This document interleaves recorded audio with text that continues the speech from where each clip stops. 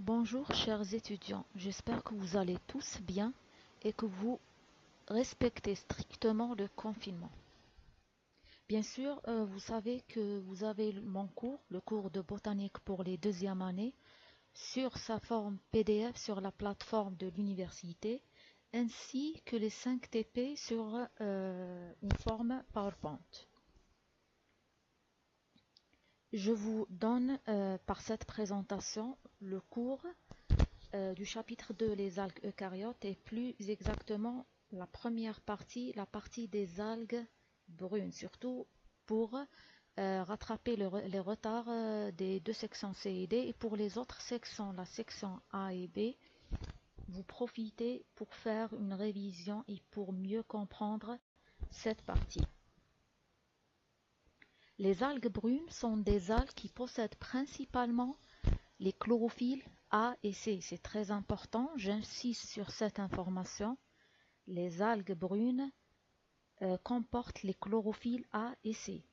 Et d'autres pigments, ce sont des algues en général marines, c'est-à-dire qui vivent dans l'eau salée et non l'eau douce, dans les mers et les océans aussi. Leur taille et leur abondance leur donnent un rôle important dans la végétation marine et dans les ondes de balancement des marées. C'est quoi les ondes de balancement des marées? C'est des ondes de la mer où il y a un grand mouvement de l'eau. En arabe, c'est manatiq al-Med wal-Jazr, la marée haute et la marée basse. L'embranchement des chromophycophytes, c'est le groupe des algues brunes. Chromo, le préfixe chromo, c'est coloré. Phyco, c'est toujours algue. Et phyte, vous savez que c'est le végétal. Gros groupe des algues de couleur brune, jaune, doré, réparties en 5 classes. Voici les 5 classes de l'embranchement des chromophycophytes. Chrysophycées, diatomophycées, xontophycées et eustigmatophycées. Et la dernière classe, c'est la classe la plus importante. On va s'intéresser qu'à cette classe pour le reste du cours, la classe des phyophycées. Les phyophycées, ou les vraies algues brunes si vous voulez, c'est un grand groupe d'algues avec 1500 d'espèces marines allant de quelques millimètres de longueur à plus de 10 mètres, c'est-à-dire il y a une grande diversité dans la morphologie.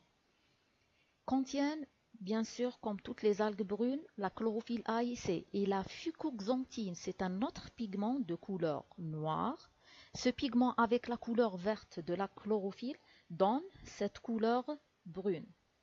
Les algues brunes ou les phyophycées sont toujours pluricellulaires, c'est très important. On n'a pas de forme unicellulaire chez les algues brunes. On va voir les formes unicellulaires d'algues, surtout pour les algues vertes après.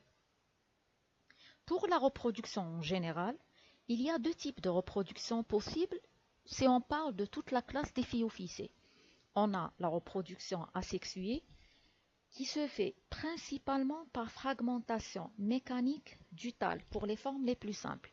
Pour la reproduction sexuée, il y a une grande diversité puisque la classe des phyophycées est divisée en deux sous-classes. La première sous-classe, c'est les Phyosporophycidés et la deuxième sous-classe, c'est les Cyclosporophycidés.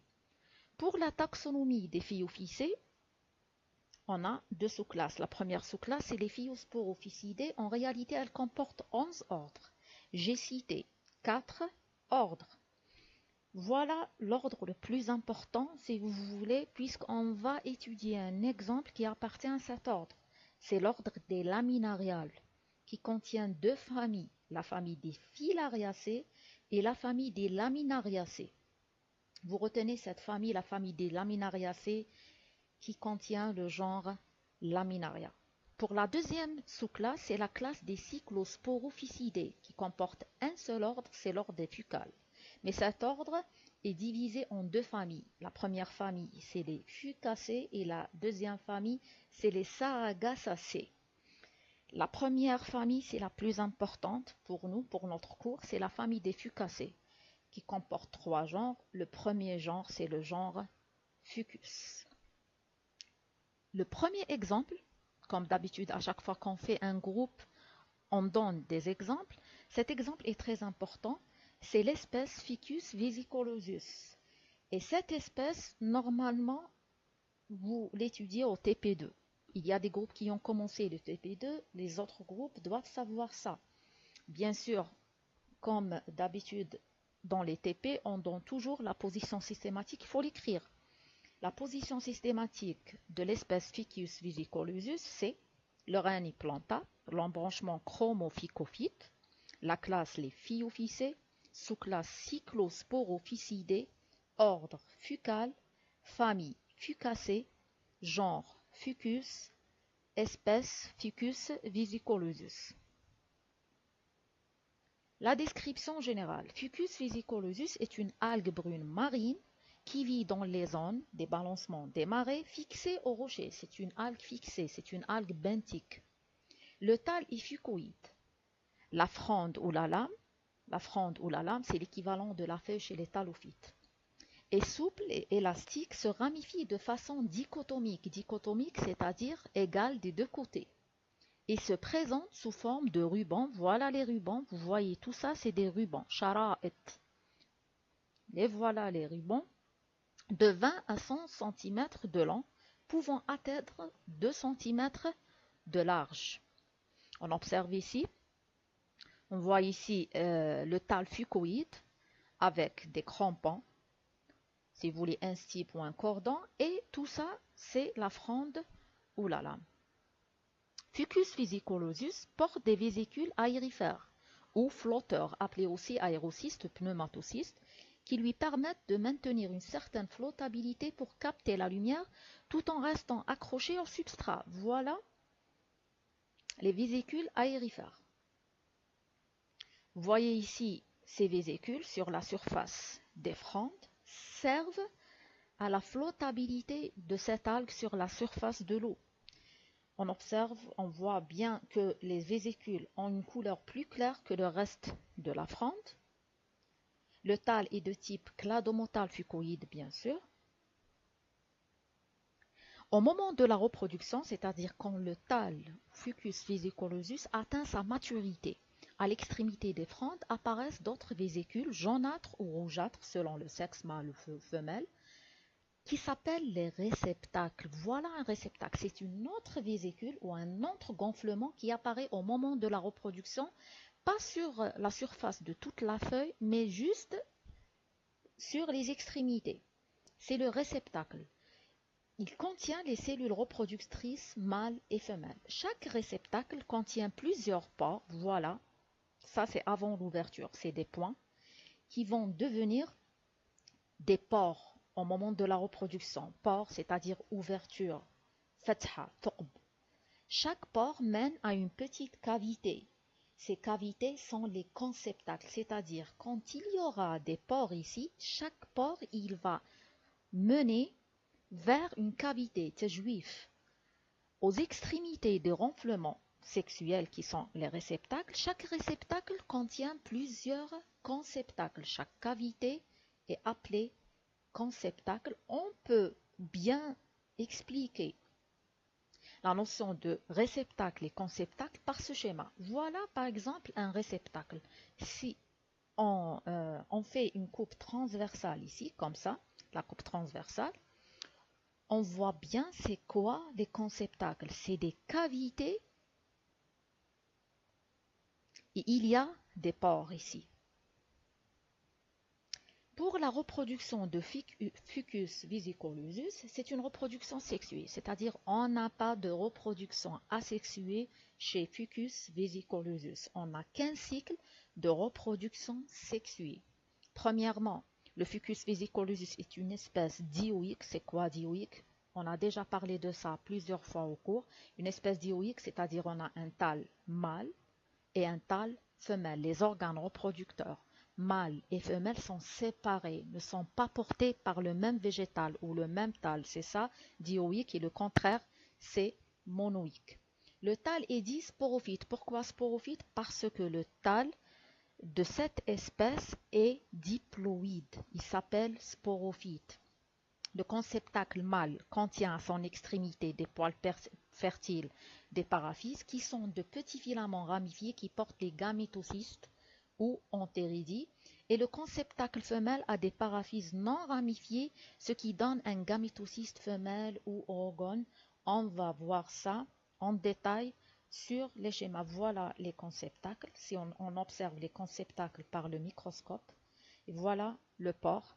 Si on veut détailler la différence entre le conceptacle femelle et le conceptacle mâle, normalement, vous dessinez ça au TP, pardon, c'est le TP numéro 2.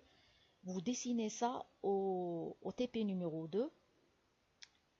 Ici, on a l'ostiole et une couche d'épiderme. Ce n'est pas un vrai épiderme, mais on peut le considérer comme épiderme.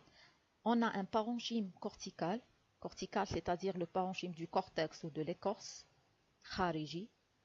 On a des paraphyses, c'est des petits filaments qui protègent les gamétocystes. Et le plus important, c'est le gamétocyste femelle, appelé aussi oogone.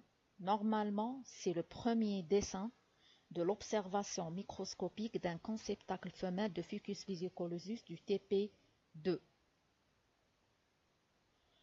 Le conceptacle mâle, par contre, c'est la même chose. On a un port, l'épiderme, parenchyme cortical, parenchyme médulaire, paraphyse aussi, mais la différence, c'est les gamétocystes. Ici, les gamétocystes sont petits et très nombreux, contrairement aux gamétocystes femelles où les gamétocystes sont, vous voyez qu'ils sont grands de taille et de moins nombre. Et c'est ça l'oogamie. Quand on a une oogamie, automatiquement, le côté mâle, toujours, c'est plus nombreux et plus petit, et le côté femelle, c'est moins nombreux et plus grand. Maintenant, comment le cycle de vie commence? Chez Fucus vesicolosus, le gamétocyste mâle, chaque gamétocyste mâle va subir une méiose. Pour donner bien sûr 4 noyaux, une méiose, toujours une cellule qui fait une méiose donne 4 cellules haploïdes. On passe d'une cellule mère diploïde à 4 cellules haploïdes. Puis la particularité, il va subir 4 mitoses successives ici. Si on fait un simple calcul, chaque noyau ou chaque cellule haploïde va faire 4 mitoses successives. Si vous faites un simple calcul, vous allez avoir 64 noyaux haploïdes ou cellules haploïdes, c'est-à-dire 64 gamètes mâles. Et les gamètes mâles sont biflagellés. Chaque gamète mâle a 2 flagelles sur le côté. Et quand les gamètes mâles sont flagellés, automatiquement, ils sont mobiles. Et les gamètes, on les appelle des spermatozoïdes. Spermo ou sperme, c'est un préfixe toujours qui dit mâle. Et zoïde, c'est toujours mobile. Quand vous trouvez le préfixe ou le suffixe zoïde, vous comprenez directement qu'il y a des flagelles, que c'est mobile. Pour le gamétocyste femelle, chaque gamétocyste femelle, c'est quoi le gamétocyste? Toujours, c'est la cellule mère du gamète. D'accord? Subit la méiose et va donner 4 cellules. Mais après cette méiose, on n'a pas 8 mitoses, mais on a juste une seule mitose pour donner 8 cellules. C'est-à-dire un gamétocyste femelle va donner à la fin 8 gamètes femelles qu'on appelle oosphères. C'est des oosphères. Pour le reste du cycle, les gamètes femelles sont libérées dans l'eau sous forme d'une gelée verte et les gamètes mâles sous forme d'une gelée orangée. Les oosphères attirent les spermatozoïdes. Là a lieu la fécondation qui donne naissance à un zygote à 2 ânes. Après, le zygote va germer, c'est-à-dire va subir plusieurs mitoses pour donner un tâle mâle ou un tâle femelle, c'est les sporophytes. C'est une reproduction par oogamie. Ici, on a l'oogone et l'entéridie. Chacun des deux, bien sûr, va donner des gamètes. Les gamètes mâles, c'est les entérozoïdes ou les spermatozoïdes. Et les gamètes femelles, c'est l'oosphère. Il y a une fécondation et formation d'un zygote à 2 chromosomes qui va subir plusieurs mitoses. Germination, c'est-à-dire plusieurs mitoses, pour donner à la fin un sporophyte ou un fucus mûr. Le cycle de Fucus vesicolosus est monogénétique. Pourquoi monogénétique? On n'a pas parlé jusqu'à maintenant du mot gamétophyte. On parle que du sporophyte. La deuxième génération possible, c'est le gamétophyte. Chez le Fucus vesicolosus, on n'a que le sporophyte. Il y a une seule génération. C'est pour ça que c'est un cycle monogénétique. Pourquoi diplophasique? Puisque ce sporophyte, vous voyez ici, il est à deux âmes. C'est-à-dire c'est un cycle monogénétique diplophasique. Il comporte une seule génération qui est le sporophyte et cette phase est diploïde. Elle est à deux âmes. Vous pouvez bien sûr voir ce schéma et j'ai donné d'autres schémas aussi dans la version PDF du cours. Et pour la section A et B, j'ai résumé au tableau aussi. Vous pouvez comprendre le cycle facilement. C'est un cycle très simple, il est monogénétique, il n'y a rien de compliqué. C'est le premier exemple. Pour le deuxième exemple du cours, c'est l'espèce Laminaria digitata. Bien sûr, toujours, on commence par la position systématique. Le règne planta, l'embranchement chromophycophyte, la classe des Phyophycées, la sous-classe des Phyosporophycidés, l'ordre Laminarial, famille Laminariaceae, genre Laminaria, espèce Laminaria digitata. La description, le thalle est fucoïde brun, sombre, un brun olive de 3 à 4 mètres de long. Il est constitué d'un stipulant. Voilà le stipe. Le stipe, c'est l'équivalent de la tige chez les thalophytes. Cylindrique, lisse, flexible, élastique et d'une large lame palmée. Voilà la lame, c'est l'équivalent de la feuille chez les thalophytes. Toujours, on a un thalle de type fucoïde, comme fucus, mais c'est différent. On n'a pas une lame dichotomique. Vous voyez ici, il y a toujours des rubans, mais ce n'est pas la même forme que Fucus vesicolosus. C'est une lame, on appelle ça une lame palmée, découpée en lanières ou rubans, qui fait qu'à marée basse, les algues pendent et sont couchées. Les stipes est fixé au substrat par une série d'octères sans ordre, apparents, qui forment le crampon. Voilà les crampons, c'est l'équivalent des racines chez les thalophytes. C'est une algue pérenne, c'est-à-dire sa durée de vie, elle est de plusieurs années. C'est ça, pérenne, le mot pérenne. Et pour cette espèce, c'est de 4 à 5 ans. La reproduction, elle est sexuée.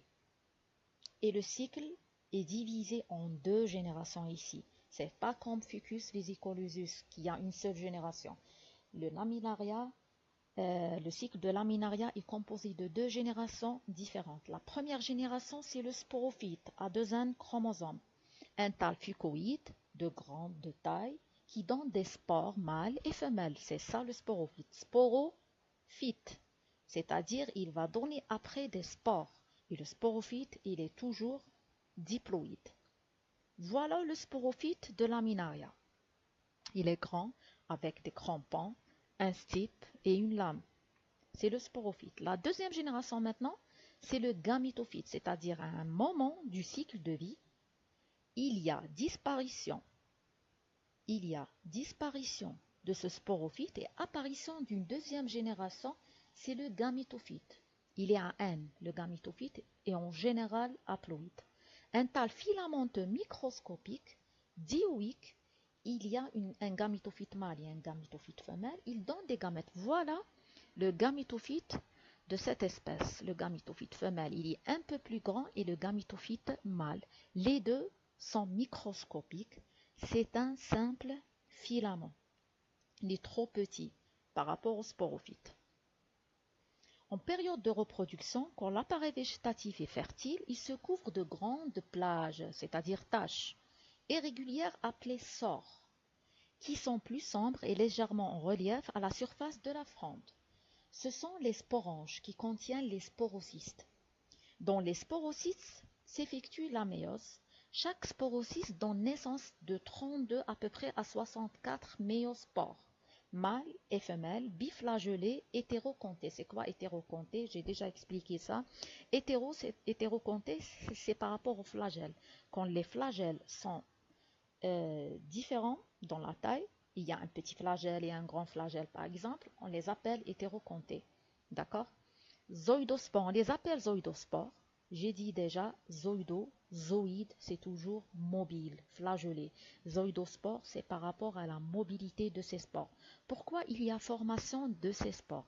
C'est une phase de résistance, puisque le cycle de vie, il est long, il est de 4 à 5 ans, c'est-à-dire on aura une longue période de conditions défavorables.